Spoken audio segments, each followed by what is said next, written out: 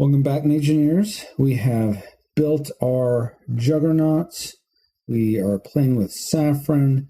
Now we're going to start adventuring in the land of Galmenni. And this is the adventuring goes the same way, whether you're playing solo or multiplayer. And what I'm going to do is essentially do whenever I'm playing with new players, I do something called a tutorial type mission. So you start by taking your standee and put it on the start Galmenni Junkyard. You imagine you were just finished building your Juggernaut, and that's where you're at. So during adventuring, it goes through 3 phases. First, you travel, then you camp, then you do overnight corruption spread, and then you repeat through all that. And you do that based on the player turn order. We're playing with 1 player, so Saffron is the orange cube. This is your fuel, and so we're just starting there.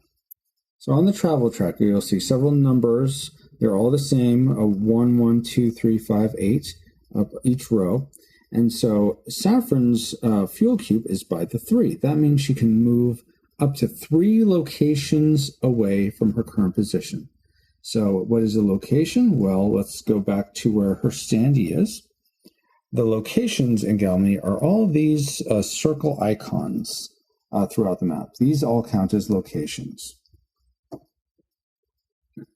So if we're back at Saffron, if she's going to move 3 locations away from her start, she can move 1, and then she follows the road, 2, and 3. Then she'll stop on this quest. And when she moves, the travel tracker, some people might think it would go down. Well, she moved 3, so it'll go down 3. No, actually, every time you move, the travel tracker only goes down 1. So your next turn when you travel, you'll be able to travel 2, then 1, then 1. You'll always be able to move at least 1 space away.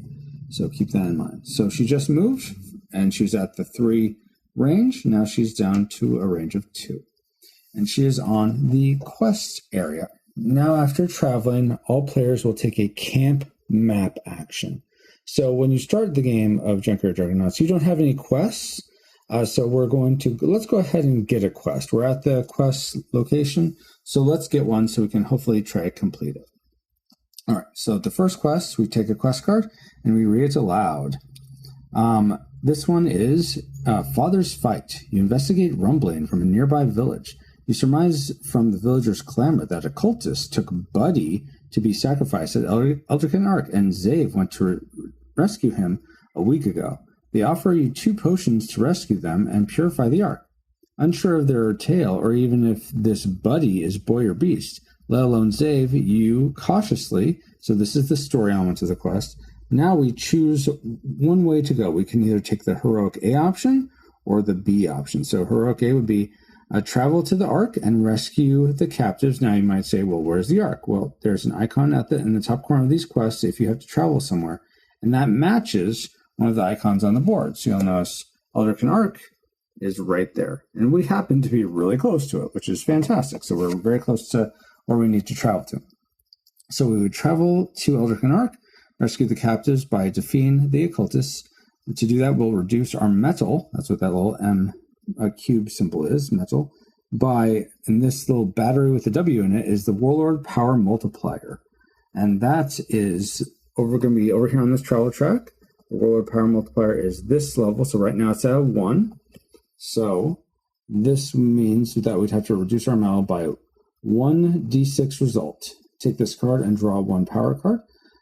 Leave, or we could choose the safer option. Leave, Eldrican Ark is profaned, and 3 permanent corruption is in the Juggernauts. Now keep in mind that these quest cards, the verbiage may change in the final version, but this is overall what happens. So let's say we do the A option. We will get this reward of an amplify effect called Father's Smite, which allows us to destroy damage a target for attack strength or speed. This can only be stopped by a not today card. We won't get into that right now, but that's a pretty powerful amplify effect. So since we're going to go ahead and try to achieve the A option, we'll take the quest and put it under our Mageneer board, like so. In our open quest section, I usually just keep the quest dialog above but you can do whatever you want. You can put the whole thing up there, whichever is most helpful to you. All right, so we have a quest to complete. The first part of camping is completing a quest. However, if we look at our Juggernauts, we may lose up to 6 metal from this quest right now when we have to do it. And we only have very little metal. I mean, we could stand to lose some in this leg, but I'd rather not do that. So in camp, it stands for complete a quest, augment your Juggernaut, meet the locals, and patrol the bounds. So we just got our quest, and technically that's the M in camp, meet the locals. We met the quest givers. What I want to focus on now is we've traveled, we've camped, and now we do something called overnight corruption spread. So what we're going to do is we take 1d6, we're going to roll it, and we rolled a 4. So then, because the Warlord Power Multiplier is at 1 right now, we're going to take 1 corruption off the stack and place it wherever there's a 4 next to all these cities. There's a number, and the one with the 4 is Port Powers way up here. So you put corruption on the closest uncorrupted road next to that origin. Now let's say we rolled it again, we got another 4, then we would take another corruption and we put it on, can't put it on this road because it's already corrupted, so we put it on the next road that is closest to Seneschal right here. So it would be there. And if all those roads are filled, we just do the next ones and just fill up as you go. All right, so that is overnight because Saffron slept after getting that quest, and now she's awake again, and now we're to a new round of turns where Saffron's going to travel again. However, we don't need to travel. Unless our fuel cube is all the way at the 8, we don't have to travel. If it was all the way up here, we would have to travel somewhere else, but it's not. It's down here at the 2. So let's actually do something called, the next thing in camp called augmenting your Juggernaut. To do that, we're going to take 2d6. We're going to roll them. We're going to subtract. If you look on this is a nice handy dandy way of looking at it. We're going to subtract the lowest from the highest. So let's say we roll. Oh, that's a great roll. So we rolled a 1 and a 4. You always subtract the lowest from the highest. So 4 minus 1 is the amount of metal we'll get. So we get 3 metal. So go back down to our Juggernaut. We can now put 3 metal into any of our limbs. We could put 3 into one of them or distribute it evenly. Since my leg limb is fully has a full amount, let's go ahead and fill up the other ones. So we'll just put 1 into each. So 1, 2, and 3. There we go. So now we're a bit more powerful all around, which is great. Okay, so that's the first part of augmenting. The second part is, well, technically we could switch out any limb in our Juggernaut with a card in hand. We're not going to do that for this example, but we increased our metal. We also get to move our fuel up by 2. So 1, 2. Now the next turn we can travel up to 5. Lastly, I know we did corruption before, but because augmenting is a semi-selfish act, we also do corruption spread after that. So roll again. We rolled a 1. So corruption will come out by the Junkyard right here. All right.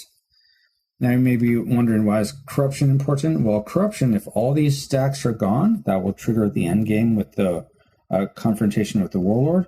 Also, the more corruption that's out on the map will make the Warlord more powerful at the end of the game. So that's also something to keep in mind. All right, so we've just augmented. So we didn't travel, we stayed put, but that is our travel turn. We augmented as the A in camp, and now we're going to do overnight corruption spread again. We rolled a 2, so corruption's coming out everywhere. So the 2 is up here, headstone. We're going to do that, our road. All right, so now we're to our next travel turn, and Saffron decides, you know what, let's go and try to complete this quest. So we're going to move 1 up here to Elderkin Arc and complete our Father's Fight quest. So to do that, we travel to the Arc. We did that.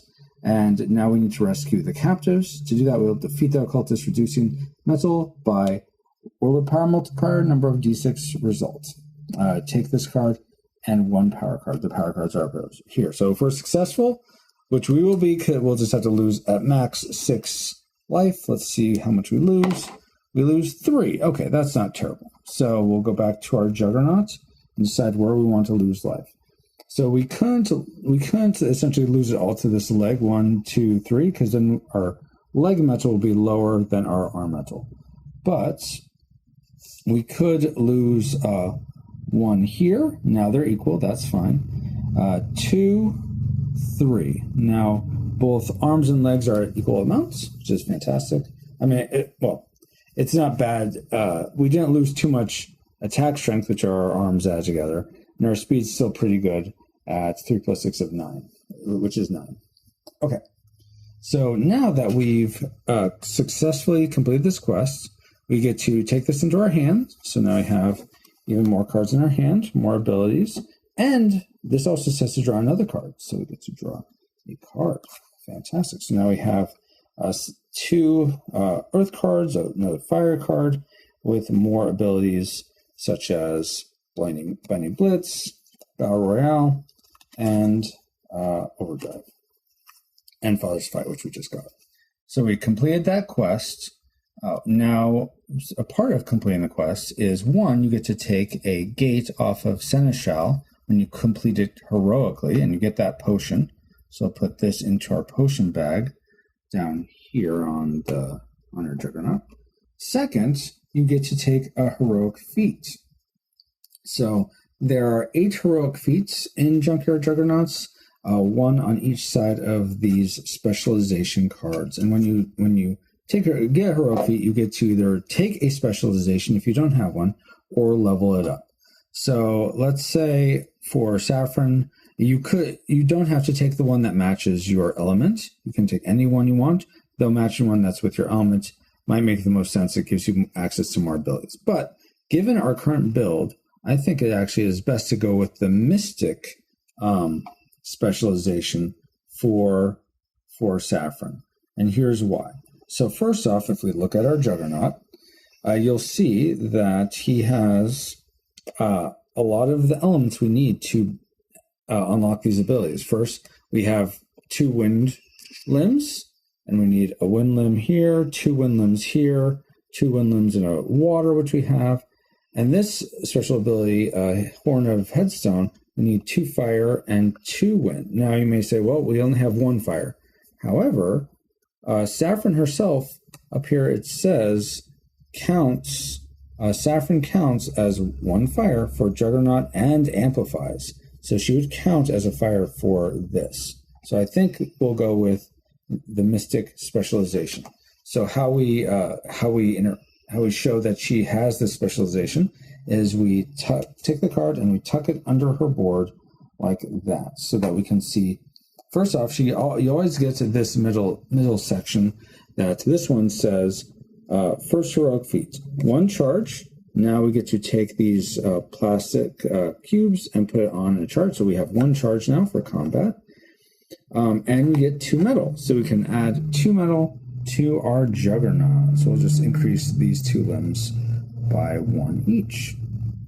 And again, these can only ever go to their maximum. So right now, the arm is at its maximum of 4, but the leg can still go up 2 more to a maximum of 6. All right, so that was heroic feat. We have this new ability now, which is an action, Hymn of Elderkin. Junkyard card in your hand, and teammates, and you and teammates gain the following based on personal element. So since Saffron has this, if she junked a card in hand, one of these ones that we have, she would get 3 metal. That's what this would be. And then if she had a teammate that was Earth Mageneer, they'd get 1 shield. A Water Mageneer that's on her team would get 2 potions, and a Wind Mageneer would get 1 power card. All right, so that was all the process to completing a quest, which is fantastic. Now we're going to we've completed a quest. We've met the locals, which is the quest giver. We've augmented. We have 1 more thing to do, and we have 1 thing I forgot to do. So let's go back up to the map. When you do a quest, when you take a quest, you actually have to disable it because no one else can take a quest from that quest giver. So that quest area is disabled. There's still 3 others on the map. But we have to first roll for overnight corruption spread because we just completed that quest. Or did we do that? I think we did that actually. So we're going to forget that. We're actually going to travel again. Now for this next one, where we're going to travel 1, 2, 3. And we move our fuel cube down 1. Always move it down just 1 unless a card says to do something other than that. We could have moved all the way up here if we wanted, but we're just going to move to this section now. For the